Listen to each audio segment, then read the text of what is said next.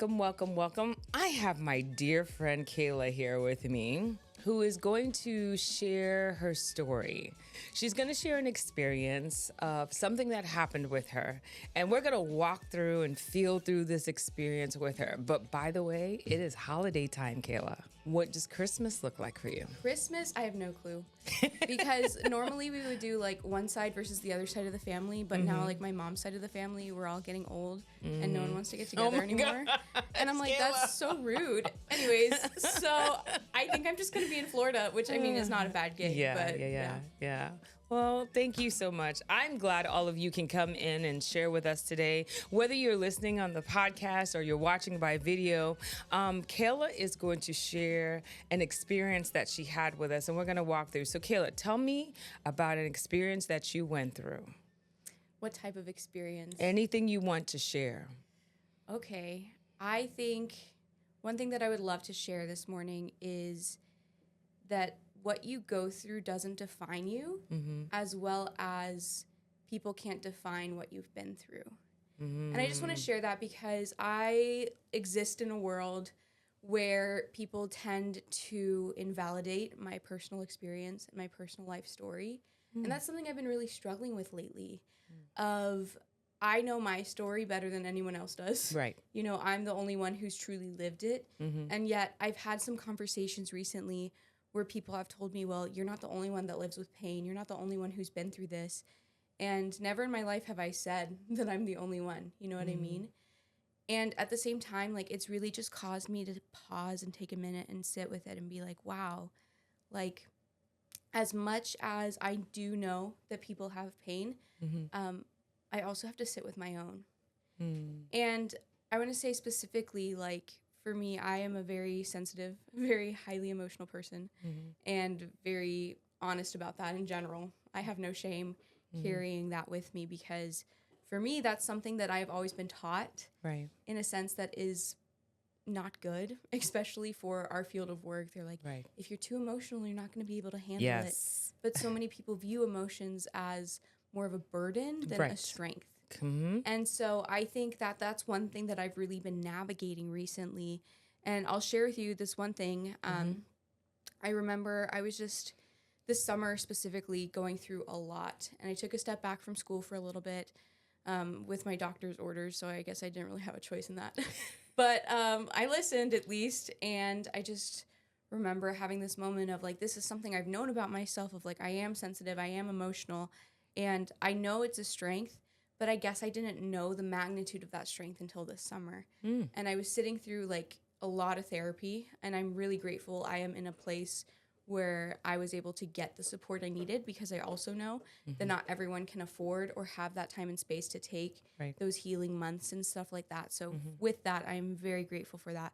But in that, I had these moments of like sitting with my feelings, with my emotions, and my therapist actually was describing to me with some of my close relationships. And she was like, Kayla, I know that you know you're a very emotional person, but I don't think you know the depth of emotion you go to. Mercy. And I was like, what do you mean by that? And she was like, you scuba dive. And yes, I do scuba dive. Haven't been in a hot minute, but love scuba diving. And she was like, Kayla, you know your certification goes to like a certain depth. And I was like, yeah, I can like legally scuba dive up to like 100 meters or something like that. I don't know. I need to look at my certification. Anyways. And so she's like, you constantly go like further than that 100 meters of what like you do. You know, she was like, that's your emotional depth. You go like probably like 500 meters down. Wow. Which I don't even know if we can scuba dive that deep in reality.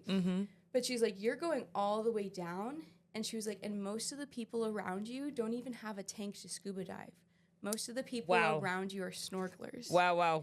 And so she was like, you have these deep experiences and you have this lived reality of who you are and who you want people to see you and perceive you to be, but they can't see you that deep because they lose sight of you somewhere in there. And she's like, not to say that you have to only like be surface levels, because she's like, that's not who you are. But you got to find your other deep divers if you want to connect on that deep emotional level. If you want to find those people who can truly relate to you on that level, you need to find those deep divers. And so then I was like, well, like, if most of my people are snorkelers and only can maybe dive 20 feet, like, how do I grapple with that? And she was like, you meet them on that level and you share your experience in the level that they can understand. Mercy. And like, Natasha, I kid you not, that has been some of the most transformative information I've received in therapy. I mean, like, everything's been helpful, I think, in general, but like, when she told me that, I just like, it's something that's stuck with me, because as much as I've had pain and stuff, and I hear those invalidating comments, I'm like, oh wow, like, you're on the surface level. And it's not like I have pity for them or like anything, but it's like, how do I say this in your terms then? How can I meet you where you are? Because I'm not trying to say my pain is greater than your pain, because pain is pain, suffering is suffering. We're all going through it, and it's all going to be hard days for a lot of us. But I think that knowing that, like, I have the capacity to go deeper than a lot of people is scary, because then I also have to bring myself back up. And if I'm in the 500 meters all the time, I need to come up for my oxygen tank to be filled, you know?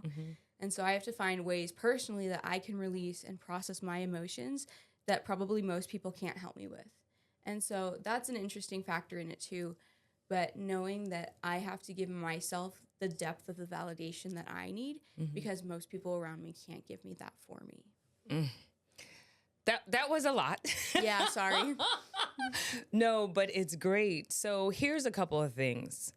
Where do you process? Let's break this down for it. So you're an in-depth feeler. Yes, too much. So Where do you process? Where do you say, do you journal? Do you go for walks? Do you go for long drives? Where do you process? Is it in reading? Is it in, like you say, finding that community, or your two people? Some people said smaller circles are better. Where do you process? I, as a feeler, am very feeler driven on where I'm going to process. So with that, journaling, like you said, like, journaling is my number one go-to. I journal at least twice a day, which, like, for me is completely normal. And some people are like, you have that much to write? And I'm like, honey, I could sit by my journal all day and, like, still not be done, like, there's still more in me. When I'm on the go and, like, needing to get stuff done, sometimes I'll just pull up my phone and do a voice memo, because I'm an external processor, whether that's writing things out or verbalizing things out. Sometimes, like, with my family, my mom specifically, like, she's usually doing something, and sometimes, like, I just need someone to just be there. I don't actually need you to listen. Can I just talk your ear off? And she's like, yeah, and she'll probably just, like, set me down while she's, like, folding clothes or something. And that's really helpful too. But, like, also, like, walking is good. Another really good thing that I enjoy is swimming laps, because it's, like, very methodical. The only thing is with that is sometimes I get too much in my head and hit the wall. But yeah, it's okay. I'm Kayla. I don't have the best perception at times about where I'm physically located. And I'm learning that. But also, like, I love hearing my story and other people's stories. So whether that's talking with people, whether that's meeting new people, I always joked as a kid that, like, I felt like I had, like, talk to me written on my forehead, because no matter where I go, I find myself in a conversation with a person, and they're inevitably sharing their life story. And I'm like, this is so cool. And my family's like, please, we can't take you anywhere. And I'm like, that's valid. I hear you. But either in their stories, like, in person, or through, like, podcasts and audiobooks, but also through the pages of a book. And for me, like, I'm an avid reader. Like, I just finished, I think, book 126 of this year. And that's a lot. That's too many books in my opinion. On top of a seminary? On top of the seminary. Like, this is, like, maybe, like, 10, 15 books of that have been seminary books. So, like, 100 plus books, non-seminary books right now. It's a lot. I read a chapter out of 3 books every morning, actually. But it's funny because, like, I find, especially, like, nonfiction, like, you hear, like, people's actual memoir and their story and things like that, or, like, different things about religion. But for me, the good part is, like, hearing the real human stories in the fiction stories.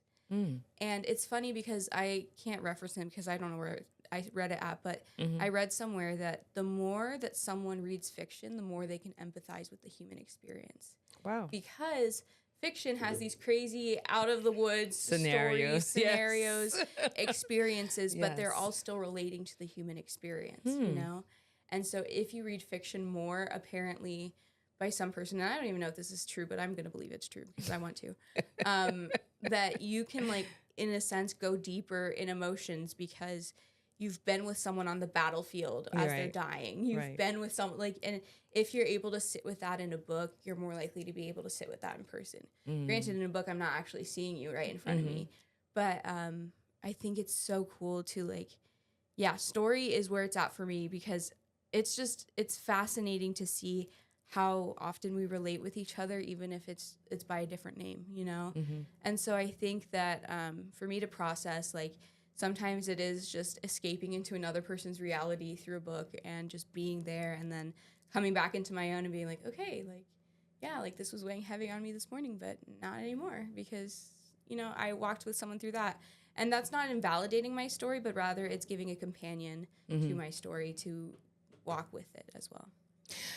I like the fact that you are using tools of journaling, of mindfulness, of resting, of self-care. These are a couple of things that we like to talk about here for our audience to make sure that they're setting a foundation for hard experience.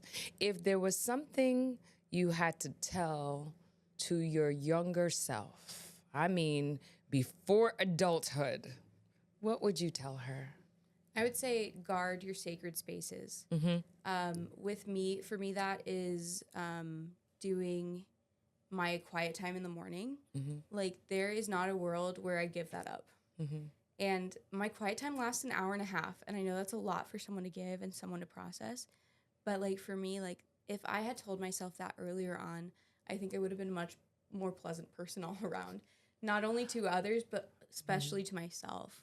Getting to know myself in the quiet hours of the morning, seeing Jesus in those quiet hours of the morning, and just encountering this space of just, like, quiet before everything starts.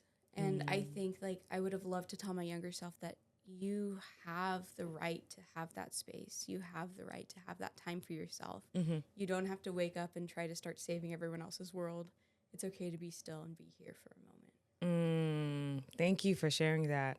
I hope that today you heard Kayla's story from so many different angles. Kayla, first of all, thank you for sharing your story and sharing the highlights and the laughter. I love it. Kayla is an amazing person who has gone through many, many, many obstacles. She's short versioning her story, but we'll send you a link to follow her as she's going along in her journey.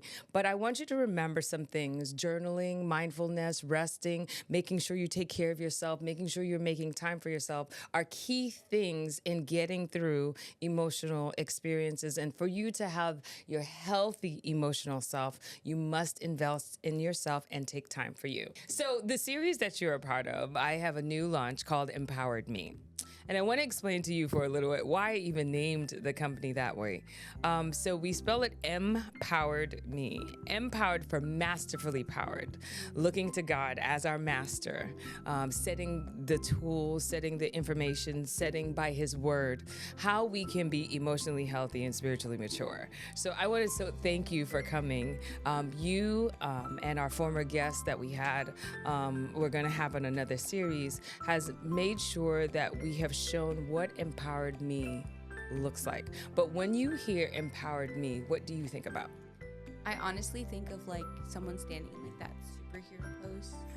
You know what I mean? Like Superman? Yeah, not like, I don't know. I don't even see Superman. I just see, like, the shadow of a human on, like, a rock, like, standing like that. And I don't know. It's just like that, like, vision of confidence and, like, okay, I can handle this. I can do this. I can look here and, like, be okay.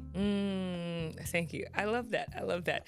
I want to invite you guys to continue listening to our series of Empowered Me and how we tell stories through amazing women like Kayla and many others who will come on. Thank you so much for coming. Happy holidays. Thank you, Kayla. Thank you. Bye, everybody.